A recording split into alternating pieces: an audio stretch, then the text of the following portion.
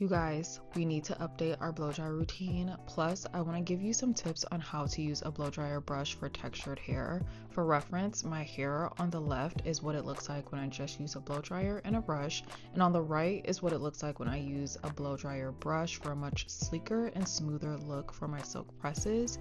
If you're new here, my name is Niara Alexis, and as you can tell, I mostly focus on hair content with a little bit of lifestyle and beauty mixed in as well. So if that's something you're into, you might want to go ahead and subscribe, and don't forget to follow me on the other socials as well. Now let's get into this hair before. Now I do want to add a disclaimer that I have tried using a blow dryer attachment with my blow dryer and my brush. A comb attachment, a concentrator nozzle, I've tried them all. I usually get the same or a little bit of a different, slightly smoother version of this hair when I'm using those. So just throwing that out there because I always get asked about that. And I'm not saying that you cannot get a sleek look with a blow dryer. Listen to what I'm saying, guys.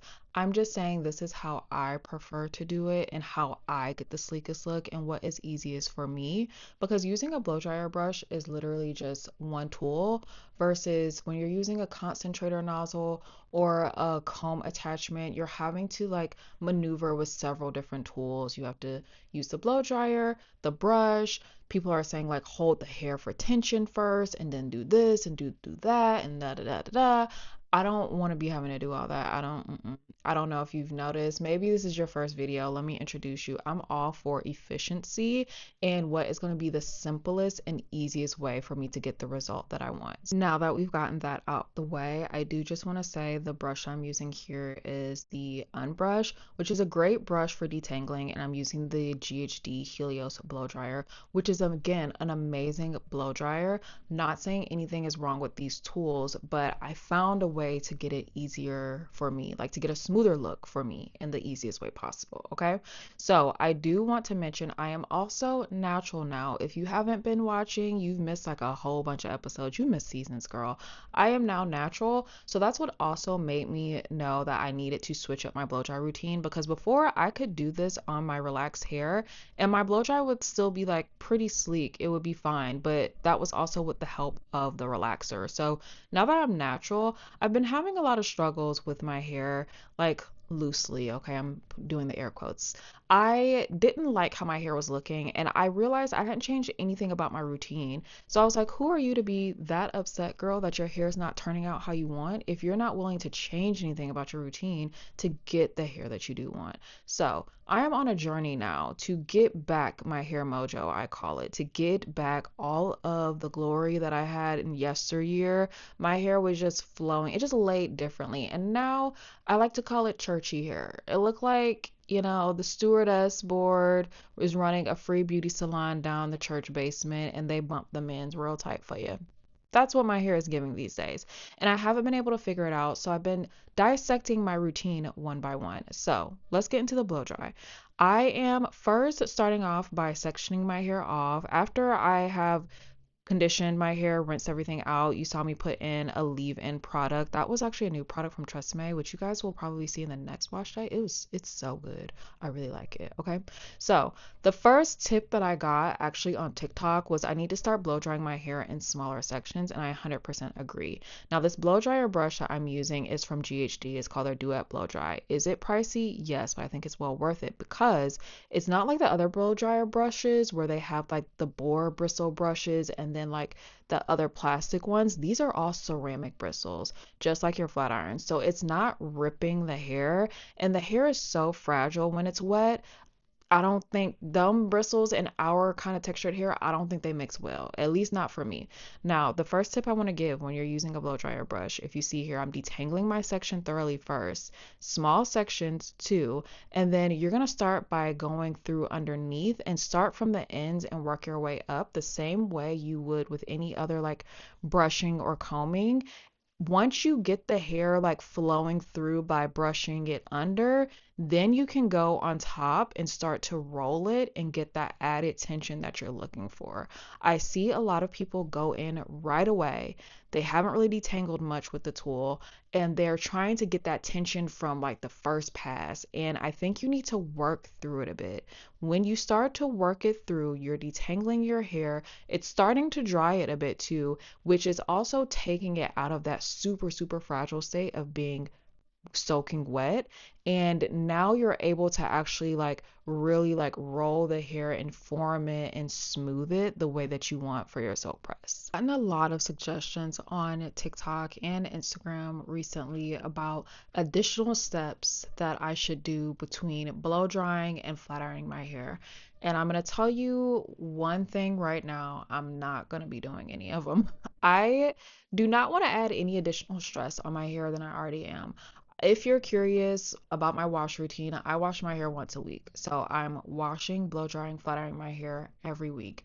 Do I take good care of it? I think so. I'm trimming my ends frequently. I am deep conditioning my hair, hot oil treatments, scalp treatments, the works. She gets taken care of, which is why I get annoyed when she doesn't do what I want her to do. But adding an additional step, someone said like do an additional step like with a round brush for like extra smoothness and a blow dryer and something like that. I don't know. There's like been a couple of different suggestions, but I'm gonna tell you right now, I'm not gonna do them. One, I told you guys already, I like efficiency. If I can skip that and still get the look I want, which I have learned I can, I will.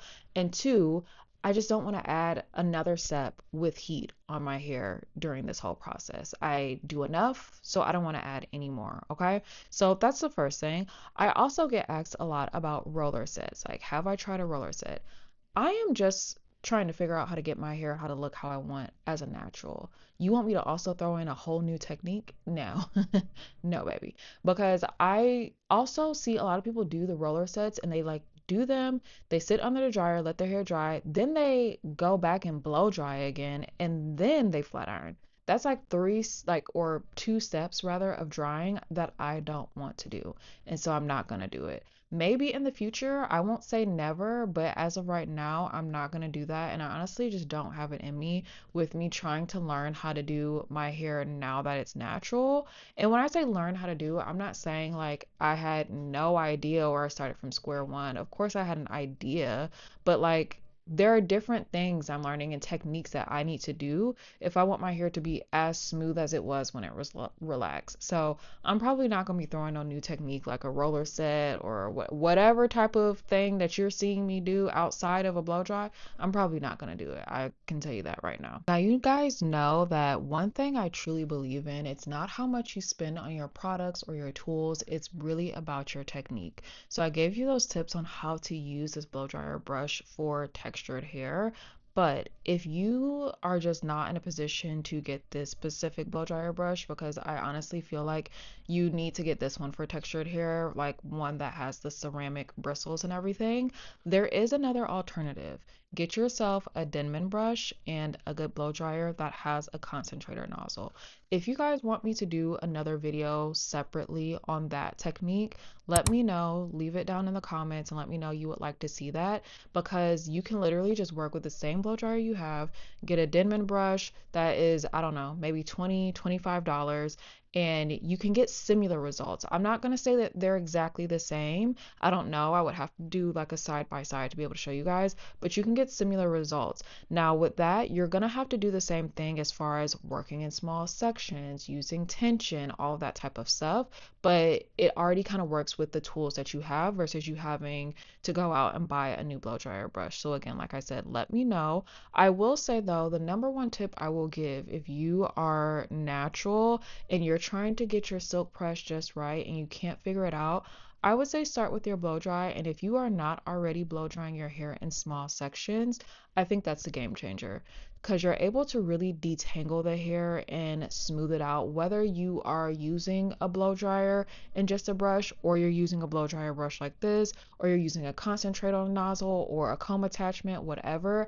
I feel like the small sections is really the key that I was ignoring when I initially started on this journey. I would do it sometimes, and I didn't realize that that was the factor that was differentiating like me liking my hair and me like kind of just feeling like something was off. And it doesn't make the hugest difference in terms of like, oh, my hair is so puffy and it won't lay down and all those types of things. But it does make a difference in the sense that I feel like I just don't have the same like flow to my hair, if that makes sense, and it doesn't lay down properly, at least like for me, like my version of properly. So if you are having issues with your silk press, look at that blow dry. The rumors are true. You do need to get your hair as smooth as you can in a blow dry. And those of you that have like a keratin or you're relaxed or any sort of treatment on your hair that helps like smooth the hair for you, you can kind of get away with not doing this. If you are doing it, great. Like your hair is probably like silky, silky smooth. But I found that when I was relaxed, I literally only just parted my hair straight down the middle. I blow dried one big side with the brush and the other side with the brush, and I just went in and straightened my hair. I did not have to do nearly as much work. And if you are relaxed and you're considering going to natural, I want you to understand that your routine is going to have to change if you think you're going to get the same look or you want the same look. You cannot leave it exactly the same. Now, this is a part of me, like I said, trying to find my hair mojo.